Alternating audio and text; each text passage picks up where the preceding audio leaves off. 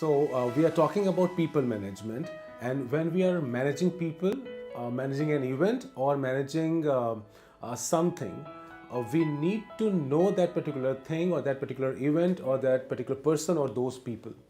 With the same kind of analogy, if you understand that the kind of people you are going to manage, the very first step is that you need to know those people.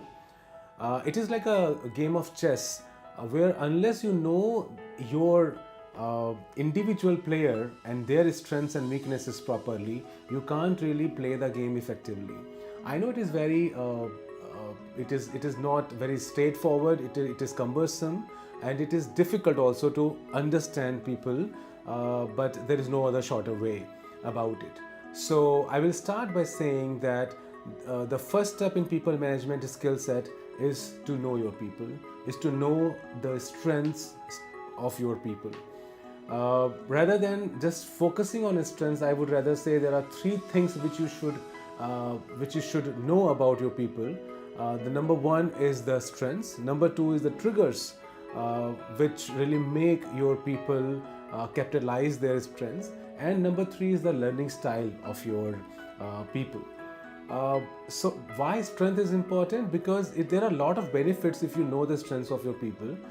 First of all, the people get motivated because they get to do something in which they feel or they are good at. I use the word they feel or they are good at. Sometimes even the people are not really aware that they are good at something. At that point of time, you need to really disrupt their comfort level cautiously to let them know their strength, and that's how you make them work in that domain.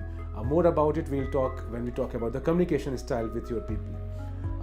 And second point which I mentioned is the trigger. Trigger means what really makes your people motivated enough to work on their strengths or to work on the projects. What triggers their strength? The triggers could be because of many factors, and one of them is kind of recognition they get. When you understand the people are running after recognition, you also need to find out what recognition, and recognition from whom. Recognition from their bosses, recognition from their peer, their subordinates, or from the client directly. That is something which is really important to know about your people. Third point is the learning style. Whether your people are kind of doers who always would like to really work on the job and understand the things and learn the things while they're working on the job, and irrespective of how much presentations or training you give to them, their appetite for learning is more when they are working on a particular job. So those people are kind of doing or learning by doing. Second variety is like an analyzer. The people who would like to analyze pros and cons, if and buts, really before plunging into a job. Third category is of the watchers. Watchers means like if you give them a task and ask them to do, and they know they can do it very well, but they won't really be motivated enough to proceed to complete that job unless they know that what is the bigger picture, how that particular task is really impacting the company's mission or vision, right? So if you just give them a task and don't let them know anything about the company vision, it is more like it's just like that you are showing them a pixel out of the full digital picture, right? So it is as bad as that. So these are the three things which you analyze about your people majorly: the strengths, triggers, and the learning style. There are many more factors which you can analyze if you have time and bandwidth to do so. There are a variety of psychometric tools like DISC test or Ocean model available, which you can use in different capacities to analyze your team members. After you are done knowing your team decently enough, you think about the kind of work you need to delegate to each team member basis the strengths or the specific characteristics which you have already identified about the team members. You delegate those tasks, and you also understand what kind of communication style you should adopt. If a person is very casual in approach, or is always like take things for granted and really not serious about their stuff, but that person has got a really other skill set which are like strengths, you need to be little strict while talking to that person. If a person is very task oriented and once you give the job and he or she does the job properly, you need not act like a task manager with those people, because they might feel like that they are unnecessarily getting monitored. So your communication style should change basis the change of the personality. After the task is being delegated and communicated properly, you also find out the kind of training which you need to impart to those team members while they are working on a particular job.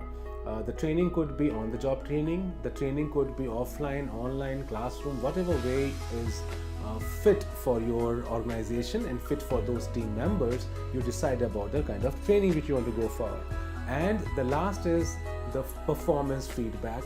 And it is so important that most of the time either managers are giving feedback on the fly whenever they feel like, or they wait for the complete 6-year or 1-year appraisal cycle to get completed, then they give feedback. Both are extremely wrong. Ideally, the feedback should be structured, and if it is unstructured, it should be planned unstructured. Right? You need to think about when you are going to give feedback and in what format you are going to give the feedback to your people. This is the way majorly you manage your people, starting with finding out about your people through different techniques, majorly 3 parameters: strengths, triggers, and learning style. Then you find out the tasks and delegate those tasks to your team member. You find out the right communication style for the team members. You train them and find out the right training methodology. And the last is the performance feedback. It goes without saying that the team should remain motivated throughout the process, so you should really take care of that very well. In today's time, when all the startups or MNCs, MSMEs, you name any one of them, almost all of them are affected by high attrition rate, and there are a lot of factors which can be blamed for this particular behavior of the generation. I won't really comment whether it's wrong or right on the part of the people, but we need to understand that our business models should evolve with this kind of thought process. A few years, probably 2 decades ago, somebody working for 5 to 6 years in an organization used to be normal. Probably a decade ago, working for 2 years was normal. Nowadays, even people switching job within few months of the job. Okay, so we need to understand that we are living in a culture of gig economy in a way where people are moving very fast. So it is important that whatever time your people are with you, it is not only an experience for you, your company also, but also for those individuals. It's kind of a win-win situation. If the people are for the company for 6 months, the company should get benefited and the people should get benefited accordingly. I understand there are a variety of factors which can impact the learning style of an individual, and you can always say that the learning cycle for an individual is like few months, and if the individual leaves within few months time, it won't be good for the company. I understand that, but I would say that you plan your business model accordingly, thinking about the average tenure a person is expected to spend in your organization. And I am pretty sure that if you follow these people management skill set, then none of your team members would leave your organization because of poor management skill set. Thank you so much for listening to me. Thanks a lot.